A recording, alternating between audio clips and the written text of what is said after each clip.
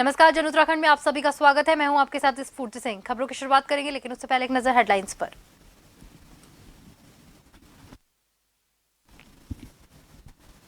देहरादून में 2 दिवसीय स्वास्थ्य चिंतन शिविर का समापन। 25 देशों के चिकित्सा मंत्रियों ने लिया हिस्सा। केंद्रीय मंत्री मंडाविया और सीएम धामी रहे मौजूद।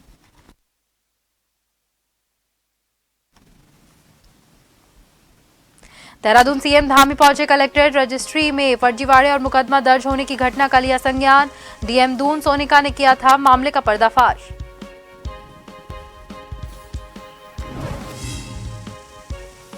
उत्तराखंड के कृषि मंत्री गणेश जोशी ने ली समीक्षा बैठक। भारी बारिश से किसानों को हुए नुकसान पर की चर्चा।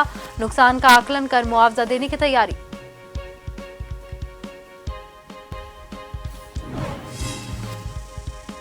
उत्तराखंड में बद्री केदार मंदिर समिति ने सेवा नियमावली में बदलाव की कवायद। प्रस्ताव को बोर्ड बैठक में मिली मंजूरी। शासन स्तर पर शीघ्र मंजूरी मिलने की आस।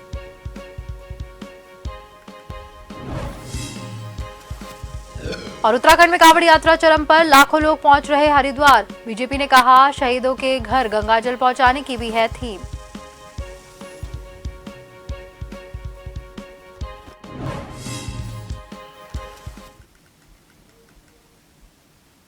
और अब खबरें विस्तार से। देश के नागरिकों के लिए बेहद स्वास्थ्य व्यवस्था देने के लिए राजधानी देहरादून में केंद्रीय स्वास्थ्य और परिवार कल्याण परिषद के 15वें सम्मेलन में 2 दिवसीय स्वास्थ्य चिंतन शिविर का आयोजन किया गया, जिसमें प्रदेश में 25 प्रदेशों के स्वास्थ्य मंत्रियों ने हिस्सा लिया। इस बैठक की अध्यक्षता कर रहे केंद्रीय स्वास्थ्य और परिवार कल्याण मंत्री डॉक्टर मनसुख मांडविया ने इस बैठक में सभी राज्यों से स्वास्थ्य सेवाओं पर ज्यादा बजट खर्च करने का आग्रह किया। 2 दिवसीय चिंतन शिविर के समापन पर डॉक्टर मनसुख मांडविया ने कहा कि चिंतन शिविर में आए सभी राज्यों के साथ हुई बैठक में स्वास्थ्य सेवाओं को आधुनिक बनाने पर जोर दिया गया है और सभी राज्यों को भी प्रत्येक महीने स्वास्थ्य सेवा चिंतन शिविर आयोजित करने को कहा गया है। उन्होंने कहा कि बैठक काफी सकारात्मक रही।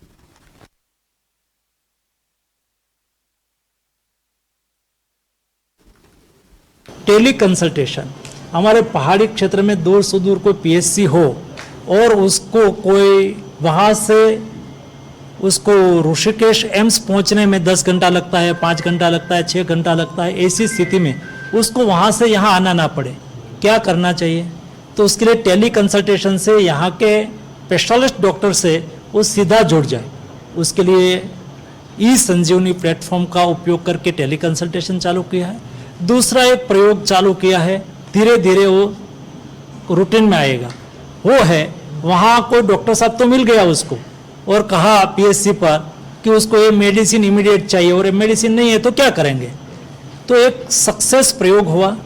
एम्स ऋषिकेश ने अभी ड्रोन सर्विस चालू करने के लिए निर्णय किया है और दूर सुदूर इलाके में भी, पहाड़ में भी वहाँ से मेडिसिन लाना है तो यहाँ से मेडिसिन वहाँ इमीडिएट पहुँचाने की आवश्यकता हुई हो तो पहुँचा देंगे। हमारे स्वास्थ्य मंत्री जी ने सभी राज्यों को कहा है कि 2-2 दिन का चिंतन शिविर राज्यों को भी करना चाहिए। हम अगस्त के महीने में या सितंबर के महीने में अपने प्रदेश का भी चिंतन शिविर करने जा रहे हैं। और बड़ी बात यह है कि नीति आयोग ने उत्तराखंड राज्य की बहुत सराहना की है कि उत्तराखंड राज्य ने प्रति जो बच्चों पे बच्चियां पैदा होती हैं यानी लिंगानुपात पे बहुत अच्छा काम हमारे राज्य में हुआ है। टीबी मुक्त भारत और टीबी मुक्त उत्तराखंड पे हमारे राज्य में बहुत अच्छा काम हुआ है। और बड़ी बात यह है कि हमारे राज्य में सबसे बड़ा काम यह हुआ है कि हम लोगों ने जो फैकल्टी की तनख्वाह बढ़ाने का काम किया है, जो है एएनएम भर्ती करने का प्रयोग किया है। पुष्कर सिंह धामी ने स्वास्थ्य चिंतन शिविर में जाने से पहले अचानक रजिस्ट्रार कार्यालय में औचक निरीक्षण किया। इस दौरान वहां खलबली मच गई।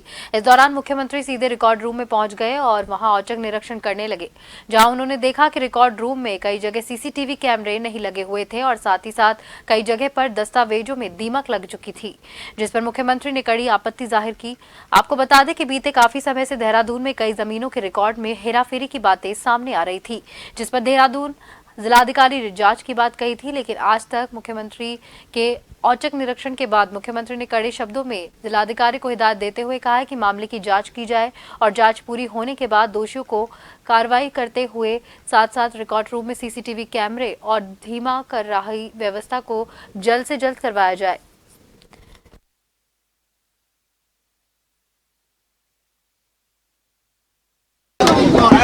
यहाँ पर जो रजिस्ट्री के डॉक्यूमेंट हैं, पुरानी रजिस्ट्रियाँ हैं, रिकॉर्ड हैं, वो सभी रिकॉर्डों को देखने के लिए और कुछ रिकॉर्डों में जहाँ कुछ गड़बड़ियाँ पाई गई हैं, FIR भी हुई है और जो मानक हैं इसको रखे जाने के, इनको सुरक्षित रखे जाने के उसके निर्देश दिए हैं और जो कहीं गड़बड़ियाँ पाई गई हैं उन गड़बड़ियों की जांच के आदेश किए हैं और जो भी इसमें दोषी पाया जाएगा उसके खिलाफ कड़ी कार्रवाई की जाएगी और ये रिकॉर्ड सुरक्षित रहें, मानकों के आधार पर रहें, उसकी व्यवस्था को सुनिश्चित करने के लिए कहा है। नहीं सर ने इंस्पेक्शन किया, एक तो सीसीटीवी कैमरा अभी लगा रहे हैं, उसके अलावा जो इलेक्ट्रिक बॉक्सेस हैं वो अंदर की तरफ हैं, जो बाहर की तरफ होनी चाहिए थे, कुछ दीमक लग रही है रिकॉर्ड्स में, उसको सही करने के लिए सर ने कहा। ऐसे काफ़ी इंस्ट्रक्शन है, वहाँ पे सिक्योरिटी बढ़ाने के लिए कहा गया, इस तरह के इंस्ट्रक्शन सर ने दिए। अल्मोड़ा जिले के सोमेश्वर विधानसभा में सोमेश्वर बाजार में अब तक टैक्सी स्टैंड का निर्माण न होने पर वाहन सड़कों के किनारे खड़े रहते हैं, जिससे पर्यटक के साथ साथ व्यापारियों, राहगीरों और को परेशानी झेलनी पड़ती है। सोमेश्वर बेरोरो के क्षेत्र में नाम से जाना जाता है, जहां पर सोमेश्वर बाजार में हल्द्वानी, अल्मोड़ा, द्वारहाट, रुड़को और रानीखेत, कौसानी, बागेश्वर आदि जगह से प्रतिदिन 200 से अधिक वाहनों की आवाजाही रहती है। टैक्सी स्टैंड न होने से सड़कों पर किनारों पर वाहन खड़े रहते हैं, जिससे चालकों को मजबूरी बन गई है, जिस पर आए दिन जाम के कारण बना रहता है और इससे लोगों को आवाजाही में परेशानियों का सामना करना पड़ रहा है।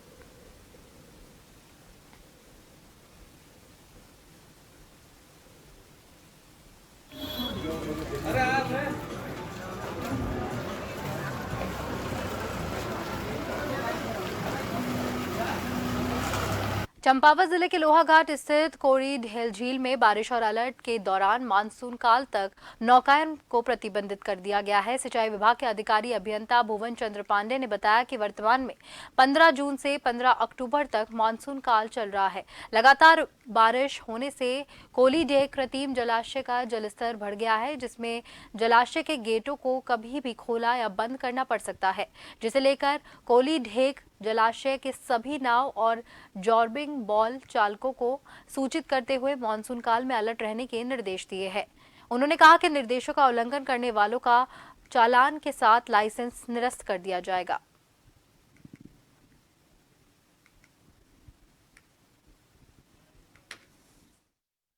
फर्स्ट बार मानसून देख रहा है और अभी अलर्ट का टाइम भी है और मानसून काल जो 15 जून से 15 अक्टूबर तक हमारा चलता है, उसमें डिसिल्टिंग भी किया जाना आवश्यक होता है और 2 मीटर का उसका फ्री बोर्ड भी हमें रखना, मेंटेन करना जरूरी होता है, ताकि अचानक से, क्योंकि बरसात रुकने के बाद भी उसका कैचमेंट एरिया 14.5 स्क्वायर किलोमीटर है और उससे बारिश रुकने के 2 घंटे बाद ही पानी बढ़ता रहता है। तो हमको उसको 1710 मीटर के FRL को मेंटेन करना पड़ता है मानसून काल में। साथ ही हमको डिसिल्टिंग भी फर्स्ट मानसून काल है, कंस्ट्रक्शन के बाद सिल्ट डिपोजिशन हो जाएगा, उसकी क्षमता घट जाएगी, तो उसको मेंटेन करने के लिए हमको एक बार उसे खाली भी करना है, डिसिल्टिंग करना भी। उत्तराखंड में लगातार हो रही बारिश से आम जनजीवन प्रभावित हो गया है। वह राज्यसभा सांसद नरेश बंसल का बयान भी सामने आया है। उन्होंने कहा है कि मुख्यमंत्री पुष्कर सिंह धामी इसको लेकर संवेदनशील है। उन्होंने लक्सर का दौरा किया और सभी अधिकारियों को निर्देश दिए।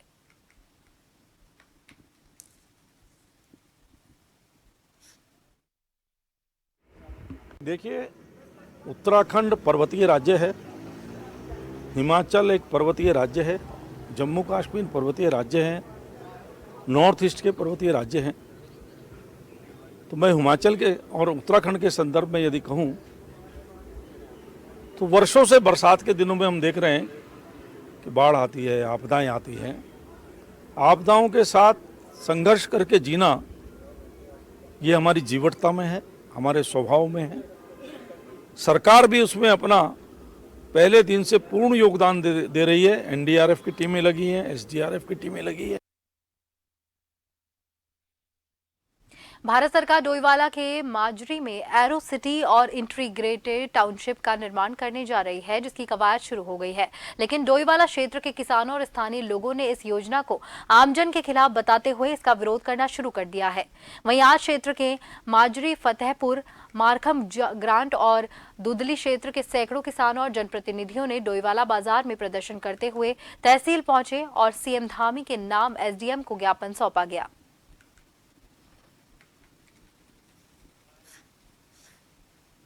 सोशल मीडिया के माध्यम से जो जानकारी मिली है, एरो सिटी बनाने की जो सरकार का जो ये नीति है, इसका ना तो कोई जन सुनवाई की गई है गांव में आकर के, ना तो किसी जनप्रतिनिधि से कोई सलाह ली गई है, ना ही इसके बारे में कोई लिखित से या मौखिक रूप से कोई भी अवगत नहीं। आज यहाँ पर डोईवाला सोसाइटी में किसानों के द्वारा एक मीटिंग का आयोजन किया गया, जिसमें हमें भी उपस्थित हुए हैं हम भी, और इसमें सरकार द्वारा अभी किसी को विश्वास में नहीं लिया गया है और ना जानकारी नहीं दी गई है और ना ही समाचार पत्रों के माध्यम से ही ये पता लगा है कि यहाँ पर स्मार्ट सिटी या एरो सिटी बनने जा रही है। और मैं सरकार से यही निवेदन करूंगा कि इस जो स्मार्ट सिटी है, एरो सिटी है, इसको सरकारी ज़मीन में बना दिया जाए और ताकि हमारे किसानों की ज़मीनें इसमें ना प्रभावित हों और उनका जीवन अस्त व्यस्त ना हो। आज यहाँ जो 7 गाँव एरो सिटी के नाम पर, स्मार्ट सिटी के नाम पर एक्वायर करने की बात आई है, उसके लेकर शासनादेश का एक आदमी छोड़ दिया गया कि भाई यहाँ शासनादेश बताएगा कि क्या हो रहा क्षेत्र में, रिपोर्ट भेजी जाएगी। और यहाँ तक क्षेत्रवासी को पूछा नहीं गया, न ही जन सुनवाई हुई। उसके खिलाफ हम प्रदर्शन कर रहे हैं, धरना दे रहे हैं। आज हम एसडीएम के माध्यम से मुख्यमंत्री जी को ज्ञापन दे रहे हैं। उसके बाद भी अगर हमारे यहाँ पर क्षेत्रवासियों का शोषण हुआ, किसान की 1 भी इंच जमीन एक्वायर की गई, तो उसके लिए धरना प्रदर्शन करेंगे, भूख हड़ताल करेंगे हम। खबरों का सिलसिला लगातार जारी रहेगा। फिलहाल वक्त हो गया है एक ब्रेक का।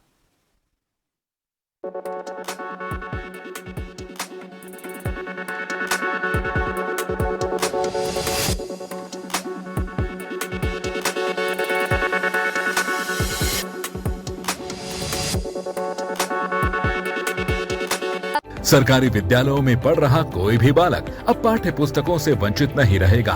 पाठ्य पुस्तकों के अभाव में अब किसी भी विद्यार्थी की पढ़ाई नहीं होगी बाधित, क्योंकि उत्तराखंड की धामी सरकार ने शिक्षा को सर्वसुलभ बनाने की दिशा में ये निर्णय लिया है कि सरकारी विद्यालयों में कक्षा 1 से लेकर कक्षा 12 तक अध्ययनरत समस्त विद्यार्थियों को पाठ्यक्रम की पुस्तकें अब स्कूल में।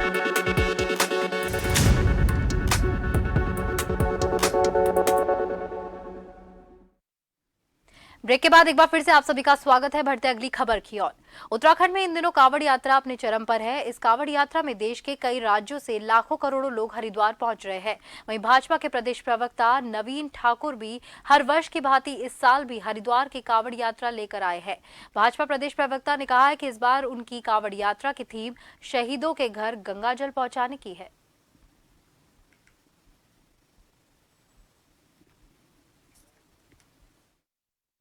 देखिए, जिन्होंने देश के लिए जो है अपना प्राण न्यौछावर किया, उन शहीदों को हम केवल जो है कुछ ही दिनों में याद ना करें, केवल शहीद दिवस पर या स्वतंत्रता दिवस पर ही याद करते हैं।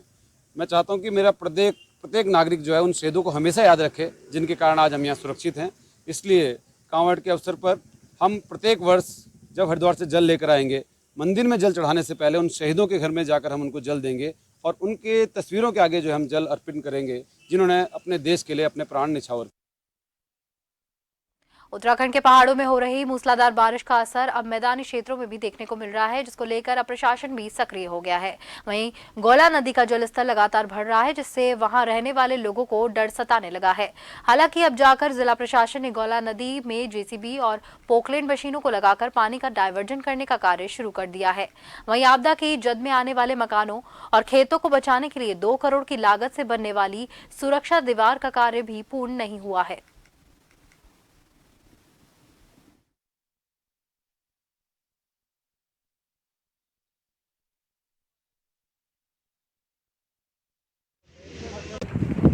विधायक जी को फ़ोन किया मैंने अपने फ़ोन से।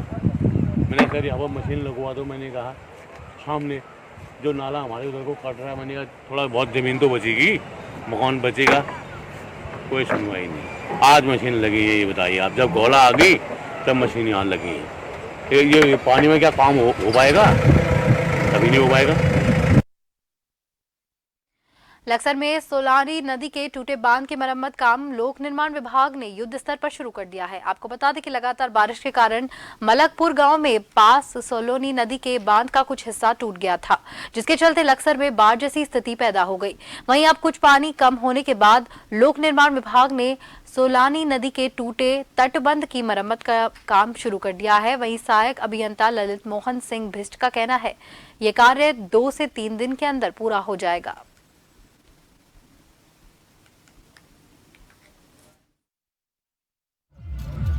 बांध तो ये सिंचाई विभाग का ही है, परंतु जो है आपदा के अंतर्गत जो है प्रशासन द्वारा पीडब्ल्यूडी को निर्देश दिए गए कि इस बांध का जो है तुरंत तत्काल रूप से मरम्मत का कार्य प्रारंभ किया जाए।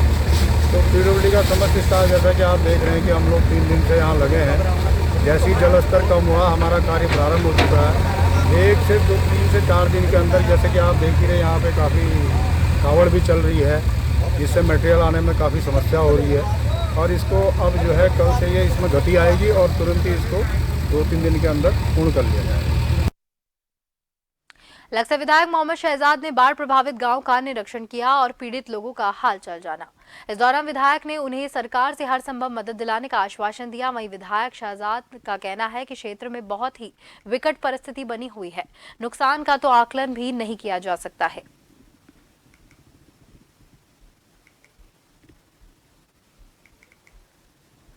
हल्द्वानी नगर निगम क्षेत्र में इस बार भारी बारिश के बावजूद भी ज्यादा समय तक जलभराव नहीं हुआ। इसके पीछे नगर आयुक्त पंकज उपाध्याय का सटीक प्रबंधन रहा। आपको बता दें कि इस बार पहले ही नाले और नालियों की सफाई करवा दी गई थी और मानसून से निपटने के लिए नगर निगम ने 45 नए कर्मचारी केवल नाले और नालियों की सफाई करने के लिए ही लगा दिए थे, जिससे शहर में जलभराव की स्थिति पैदा नहीं हो सके।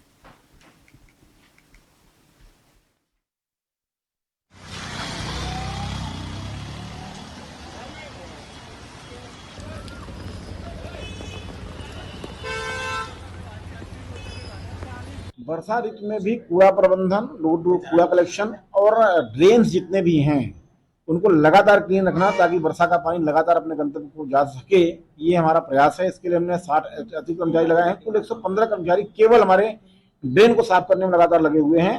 परिणाम स्वरूप हमें नैनीताल रोड, कालाढूंगी रोड और जो ऐसे मेजर जलभराव के क्षेत्र से अभी वहाँ पर बड़ी समस्या उत्पन्न नहीं हुई है।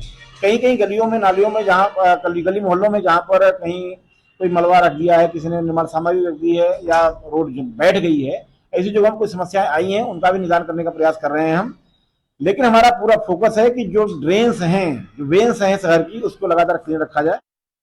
मुख्यमंत्री पुष्कर सिंह धामी ने अचानक से रजिस्ट्रार ऑफिस का औचक निरीक्षण किया। चिंतन शिविर में जाने से पहले उन्होंने रजिस्ट्रार ऑफिस का औचक निरीक्षण किया। यहां इस दौरान खलबली मच गई। इस दौरान मुख्यमंत्री सीधे रिकॉर्ड रूम में पहुंचे और यहां पर अचानक निरीक्षण करने लगे, जहां उन्होंने देखा कि रिकॉर्ड रूम में कई जगह सीसीटीवी कैमरे नहीं लगे हुए थे और साथ ही कई जगह पर दस्तावेजों में दीमक लग चुकी थी, जिस पर मुख्यमंत्री ने कड़ी आपत्ति जाहिर की। आपको बता दें कि बीते काफी समय से देहरादून में कई जमीनों के रिकॉर्ड में हेराफेरी की बातें सामने आ रही थी, जिस पर देहरादून जिलाधिकारी ने जांच की बात भी कही थी। लेकिन आज मुख्यमंत्री ने औचक निरीक्षण के बाद मुख्यमंत्री ने कड़े शब्दों में जिलाधिकारी को हिदायत देते हुए कहा है कि इस मामले की जांच की जाए और जांच पूरी होने के बाद दोषियों पर कार्रवाई होने के साथ में रिकॉर्ड रूम में सीसीटीवी कैमरे और धीमा कर रही व्यवस्था जल्द कार्रवाई की जाए। वहीं देहरादून जिलाधिकारी से सवाल पूछे जाने पर उन्होंने कहा कि मुख्यमंत्री ने जो भी निर्देश दिए हैं उनका जल्द पालन किया जाएगा और जांच पूरी होने पर दोषियों पर उचित कार्रवाई की जाएगी।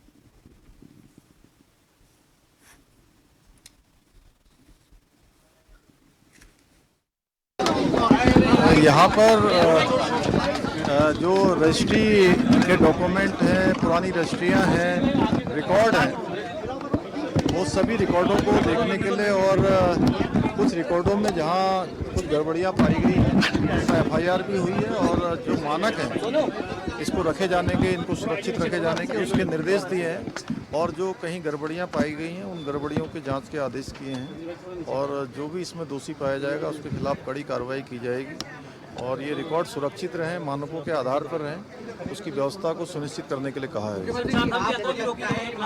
नहीं सर ने इंस्पेक्शन किया, एक तो सीसीटीवी कैमरा अभी लगा रहे हैं, उसके अलावा जो इलेक्ट्रिक बॉक्सेस हैं वो अंदर की तरफ हैं, जो बाहर की तरफ होनी चाहिए थे, कुछ दीमक लग रही है रिकॉर्ड्स में, उसको सही करने के लिए सर ने कहा। ऐसे काफ़ी इंस्ट्रक्शन है, वहाँ पे सिक्योरिटी बढ़ाने के लिए कहा गया, इस तरह के इंस्ट्रक्शन सर ने दिए। गदरपुर थाना पुलिस ने चोरी की 3 बाइकों के साथ 2 अभियुक्तों को गिरफ्तार किया है। आपको बता देंगे, मुखबिर की सूचना पर स्कैनिया रोड पर पुलिस चेकिंग कर रही थी, तभी बाइक सवार 2 चोर पुलिस को देखकर भागने लगे। पुलिस ने दोनों का पीछा कर पूछताछ की, जिस पर आरोपियों ने बाइक चोरी करना कबूल किया, जिसके पास से पुलिस ने चोरी की 3 मोटरसाइकिल भी बरामद की।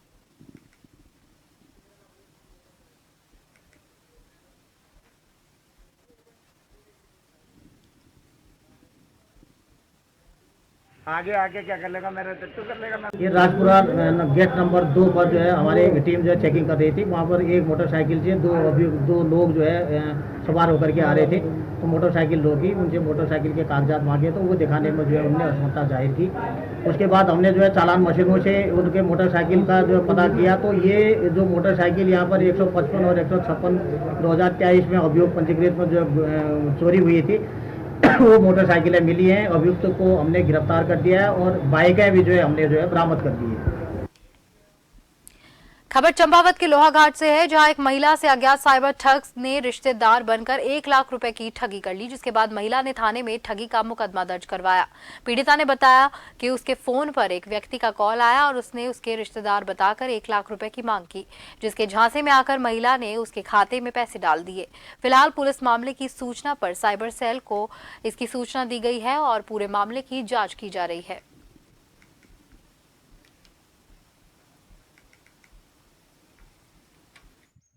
यहाँ पे हमारे स्थानीय लोहाघाट निवासी एक महिला के साथ उसको फोन किया गया पहले साइबर ठग द्वारा, तो उसको अपना रिश्तेदार बताया गया। रिश्तेदार बता के महिला को अपने झांसे में लेके उनके द्वारा 1 लाख रुपए की धनराशि ट्रांजेक्शन ऑनलाइन करा दी गई है और इस संबंध में पुलिस अधीक्षक महोदय चंपावत के आदेश के अनुपालन में थाना लोहाघाट में मुकदमा पंजीकृत किया जा चुका है और इसमें अभी विवेचना प्रचलित है और हम लोग त्वरित कार्रवाई करते हुए इसमें जो साइबर ठग है इसके विरुद्ध जो है उचित कानूनी कार्रवाई करेंगे। चंपावत के चमोली क्षेत्र के शहीद लांस नायक श्याम सिंह भिष्ट मोटरमार्ग की बदहाली का डीएम नरेंद्र सिंह भंडारी ने संज्ञान लिया। लोक निर्माण विभाग लोहाघाट का सड़क की दशा सुधारने के निर्देश दिए गए, साथ ही साथ बंद पड़ी नालियों को खोलने के लिए भी कहा गया, जिसके बाद डीएम भंडारी के आदेश पर सड़क में गड्ढों को भरने का कार्य भी शुरू कर दिया गया, जिससे क्षेत्र के लोगों ने राहत की सांस ली। वहीं ग्राम प्रधान प्रकाश मेहर ने डीएम का आभार जताते हुए धन्यवाद दिया।